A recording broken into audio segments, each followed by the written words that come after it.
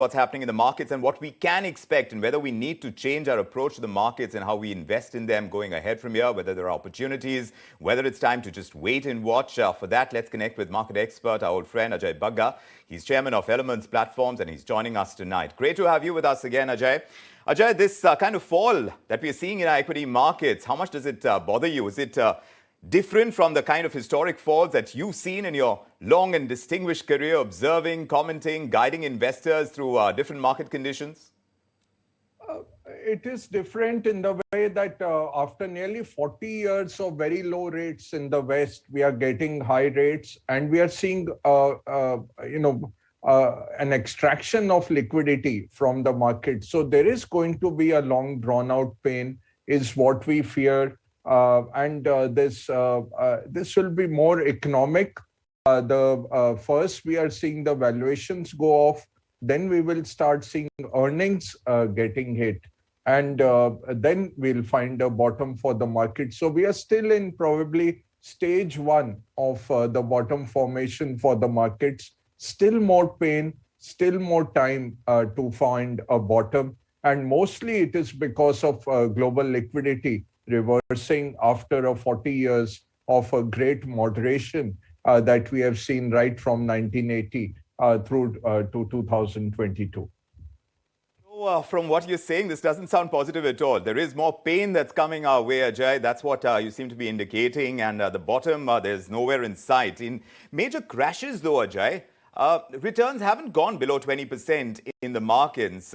So staying for the long term is generally what we say is good, sage advice. But even so, you need to adapt, you need to be watchful and look out for opportunities, even in a state of falling knives. So what do you advise investors to do now? What is the strategy that one needs to adopt to tide this phase of the markets? Would you suggest some reallocation, some kind of rejig, keeping in mind that some corporate earnings, like you said, are going to take a hit, especially because of high inflation, which also means higher input costs for some of these companies? Absolutely. And, the difference between WPI and CPI is showing that very clearly. In India, if you see WPI is the wholesale prices are at about 15% plus, and the consumer inflation is at 7.5% to 8%. So clearly the companies have been absorbing some of it. We've seen that in cement, for example, where the margins went down. We have seen that in all kinds of manufacturing companies. So that will get accentuated. Changing in behavior, not needed. Whoever is investing regularly, keep on investing.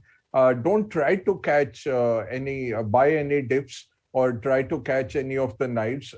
We will get to a point where there is capitulation, where we will be nearer to a bottom.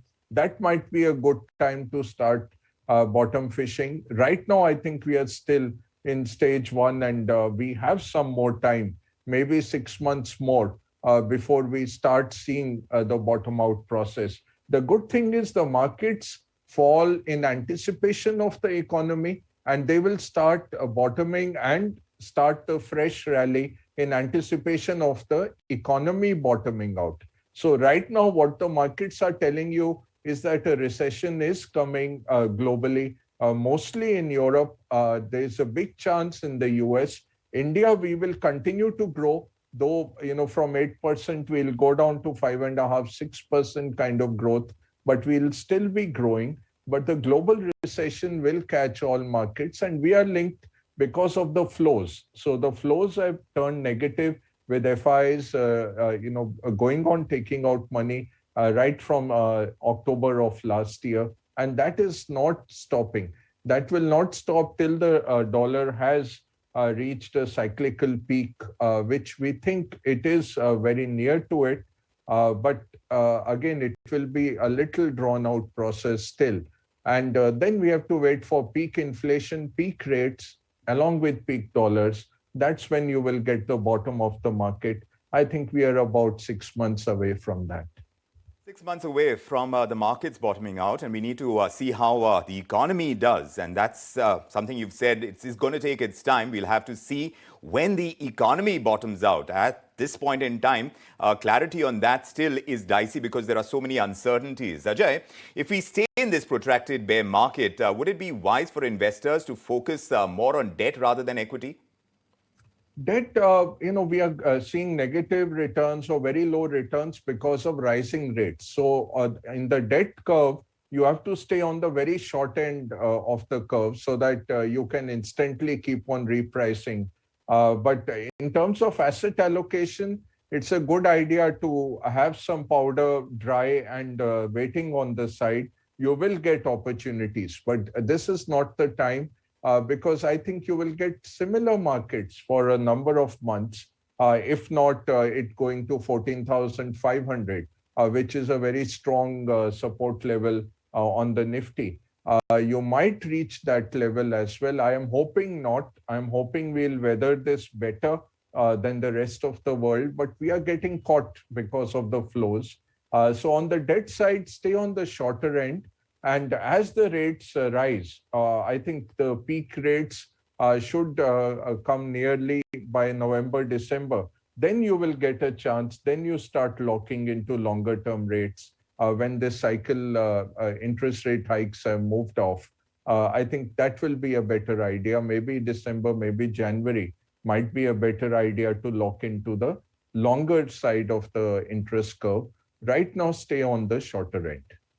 Wait on the sidelines until the shorter end and ride out this kind of volatility. Ajay, about the global headwinds and the looming uncertainties, the rupee has depreciated considerably, and many economists believe that it's going to fall even further, though we know that the RBI is going to support the Indian currency. But meanwhile, it has, like you mentioned, foreign investors have been spooked. They've taken flight. So should investors be concerned right now, alter strategy, exposure to certain sectors because of the fall in the Indian rupee against the US dollar?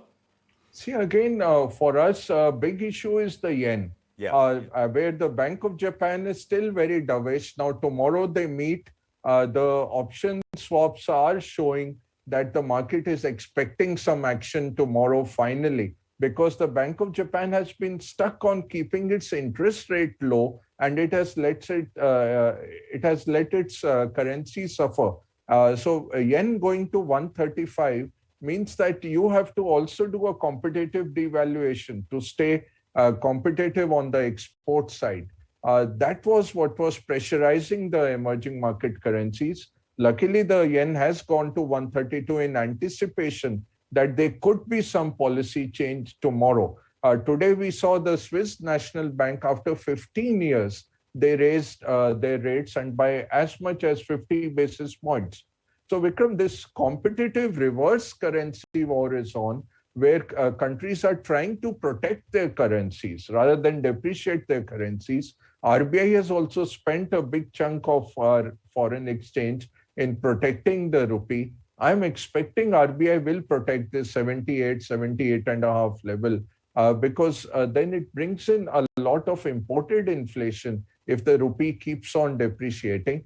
But we live in a very interconnected world, and we will be determined a lot by what the Chinese do and what happens to the Japanese yen. We will have to move in consonance with that to protect our export competitiveness. But I think it's more reverse currency wars that you will see. The Bank of England moved to rate its fifth rate hike in succession. And clearly, they are trying to protect the sterling. The euro is afraid that it will go to parity with the dollar. So we are expecting next month some rate hikes from ECB as well. So in that scenario, RBI will raise rates and the rupee will find some natural protection. That is our core thesis. It won't go below 79. Even though technical indicators are showing 80 might be breached, I think it will be protected in the 78 to 79 zone by the RBI.